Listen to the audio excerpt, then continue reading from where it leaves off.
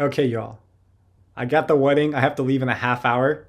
That means I got 10 minutes to record for you because Lauri Markkanen, some news just broke about what it will take from the Jazz to be able to trade him and the predicament that they're in. And a rumor's out about another type of package the Warriors have offered. So I want to get that out to you before I go because I won't be able to do anything the rest of the night. I hope Woj doesn't happen anything because I won't be able to record. But you never know. This is NBA Life, baby. Let's get into it. Randy Silver, Warriors Digest. I'm here for everything you need. First time here, welcome. Long time viewer, thank you, thank you, thank you. And if you're commenting, appreciate it. Okay, Golden State has a heavily pick-based offer on the table for Lauri Markkanen per TJ Jones of the NBA. The offer on the table, it's substantial. I think the offers are heavily pick-based. What complicates it is the Warriors only have 2 unprotected picks plus a protected first rounder. You know, we talked about this in the last episode. There was a proposed trade of Pods, GP2, Looney, 2025 first unprotected, Golden State Warrior 2028 first unprotected, plus pick swaps 27-28. A lot of the comments I saw, good, there's no Kuminga, but it's just too much to give up in terms of draft picks. And you'd want to see Wiggins in there. Some people said, hey, let's go for it. If we get Markkanen, then your starting 5 is Kuminga, Markkanen, Steph, TJD, Draymond. Then obviously some of the people we got, Melton, Kyle Anderson, be able to help in the back, Waters as well. In that case, Wiggins would be there. But as this thing right here, picks. So if we look at the Warriors picks, this is what we actually have for the picks. We get our first rounder, or we have our own first rounder for 25, 26, 27, 28, 29, 30, and 31. So where it says here, what complicates it is the Warriors only have 2 unprotected picks plus a protected first rounder.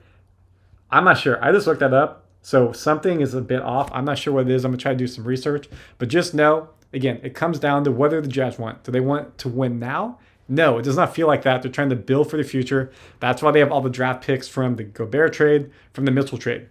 So then let's look at it from the Jazz side. The trade seen as difficult by insiders because of the contract he's currently on, him being Markkanen.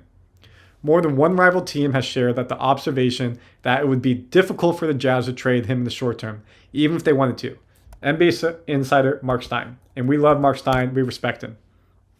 He's currently set to play on his 2024-2025 season on an expiring $18 million contract before hitting unrestricted free agency next summer.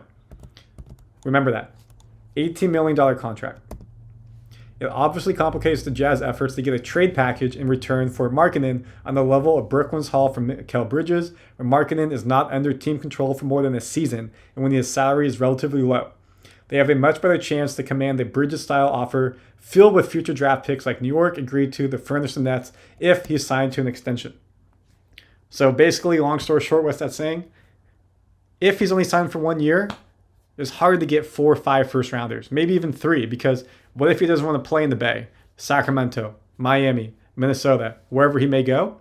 Then you give up a lot for 1 year and he's gone. Who did that recently and it worked out for them? Toronto Raptors. They gave up a lot to get Kawhi for 1 year and they got the finals, they got the championship, they won it all, never done it before. But he walked. He walked and went to the Clippers. So it made it worth it. If they had lost and they won one of the 29 teams, not leaving with a ring on their finger at the end of the season, then it wouldn't have been worth it. But when you win a title, it makes it worth it. It's just, what have the Raptors done since?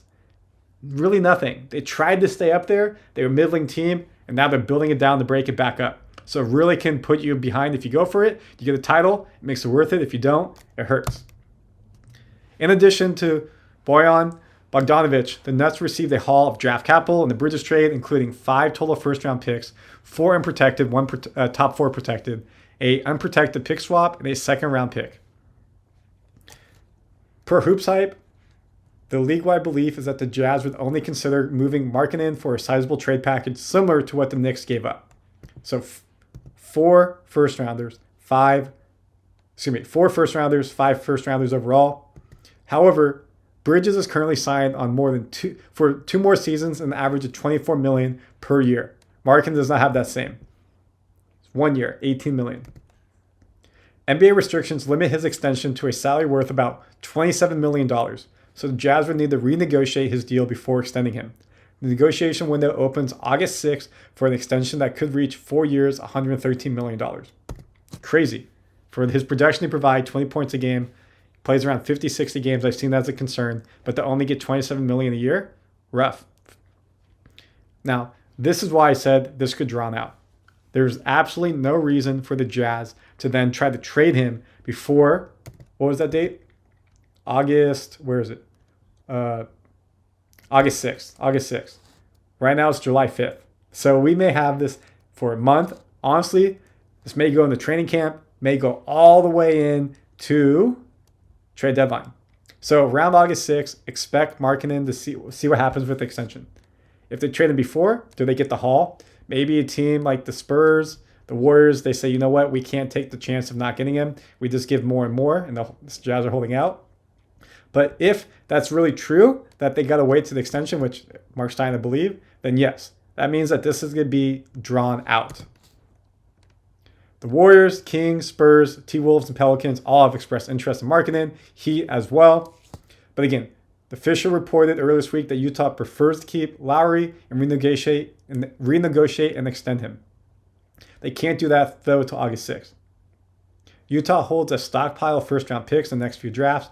Trading Markkanen and receiving even more could help accelerate the rebuild, but it sounds like any potential agreement would likely have to wait for the Jazz start potential extension until August. August, folks. Again, this is going to be drawn out. I completely understand and agree with that. You get more out of your bang for your buck if he's signed to a multi-year deal and the team knows they're under team control versus where the player owns that control. Again, this is where our team is at right now. We have some salary where if you would be able to extend, we don't have a lot on here. Yes, you're going to bring in Buddy Hield. You're going to bring in Kyle Anderson, Melton. This will pop up Saturday when everything can officially be signed, July 6th. So we'll get a little bit more, but we don't have a lot of committed salary past 25, 26, 26, 27. Kuminga needs to get extended. Moody, what's up with him? If Brandon plays the way he does, again, he's got 3 years left. He'd be looking for extension 2 years. So there's some room to play with if the Jazz sign Markkanen to the 113, 4 years, $27 million per year, put $27 million per year on the 25, 26, 26, 27, puts you at $150 million-ish, puts you at another like $90 million-ish. So there's room to spare and potentially get Curry extended if he wants to extend, Kuminga and whatnot. So the option is there for the Warriors to make that happen. The question is what you're going to give up. And again, we have these draft picks. The question is, are we giving up these draft picks for that? We need to figure out the protections versus no protections. But Danny Ainge plays hardball, looking to get, if it's the Bridges, at least 4 first rounds. If he's extended after August 6th, that's something that very much could happen. If it's not before, has to be 1 or 2. And what does he want to do with those first picks? Obviously, you can trade up in the draft and go ahead and get someone you think is a generational talent. You could also trade for a generational talent in the NBA. So time will tell, which is a cliche, and I hate that, but that's only true. This is where we're at before all this went down this offseason. Again, Clay's gone, Chris is gone. So you can see how it's kind of squared off a little bit. And this is where we're projected to be at when you add all the players, 177. Where's the team at? If we can slot in Markkanen, we have a solid team, solid bench, and I love to see it. And I love to see what your thoughts are in the comments. So keep commenting, keep sharing, keep liking, keep doing all that. Let me know your thoughts. And if there's any topics you want me to go over, let me know. I got this done in about 10 minutes, so let me get this uploaded and time to go to the wedding.